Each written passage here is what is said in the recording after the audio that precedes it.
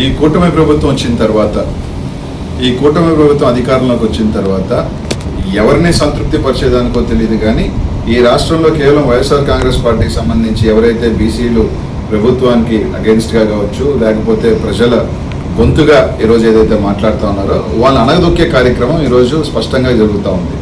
జోగి రమేష్ గారు కానీ, ఏదైతే గౌడ సమాజ్ వర్గానికి సంబంధించిన జోగి రమేష్ గారు కానీ, యాదవ్ సమాజ్ వర్గానికి సంబంధించిన కారుమూరి సునీలు వాళ్ళ కుటుంబం కానీ, అలాగే మొన్న చూస్తే మత్స్యకార కుటుంబానికి సంబంధించిన సీదాల అప్పలరాజు కానీ, ఏదైతే ఈరోజు బోయకు సంబంధించిన విరూపాక్షి గారు కానీ, ఈరోజు కేవలం ఈరోజు ప్రత్యేకంగా టార్గెట్ చేస్తూ ఈరోజు బీసీ వర్గాలని, ఎవరైతే బీసీ నాయకత్వాన్ని ఈరోజు అణగదొక్కే, ఈరోజు బీసీలు రాజకీయంగా కష్టపడి ఎదుగుతూ పైకి ఒక మంత్రుల స్థాయి ఈ రెడ్ బుక్ రాజ్యాంగాన్ని తీసుకొచ్చి ఈరోజు ఇబ్బంది పెట్టే కార్యక్రమం జరుగుతోంది. అందులో భాగంగా ఈరోజు ఒక కొత్త నాటకానికి తెరదీశారు చంద్రబాబు నాయుడు.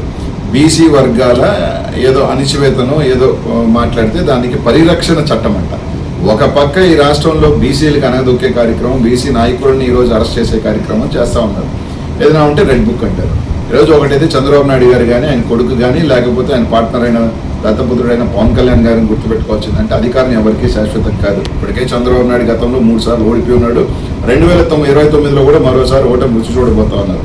అధికారం ఎవరికీ శాశ్వతం కాదు. మేమే అధికారంలో ఉంటాం, మేము ఎవరిని ఇబ్బంది పెట్టినా మా రాజ్యాంగం జరుగుతుందంటే ఈ ప్రజాస్వామ్యంలో జరిగే పనే లేదు.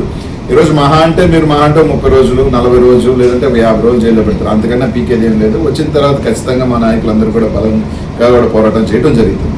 ఈరోజు మీరు నిజంగా చూస్తే దారుణం. విరూపాక్షి చూస్తూ ఉన్నాం, నేరుగా తనే ఒక వాళ్ళ భార్య చీరని దించి దాన్ని తీసుకొచ్చి విరూపాక్షి చేశారు, ఎమ్మెల్యే గారు చేశారని చెప్పి ఆయన మీద కేసు పెట్టడం, దానికి నిజంగా దౌర్భాగ్యంగా ఒక బీసీ ఎమ్మెల్యేలు మంత్రుల చేత మాట్లాడించడం.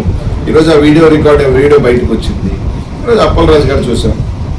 వాస్తవంగా జరిగిన సంఘటన దురదృష్టకరం, ఎక్కడా జరగకూడదు. కానీ ఒక 18 సంవత్సరాల పిల్లవాడు తెలిసి ఎవరో ఏం చేయరు.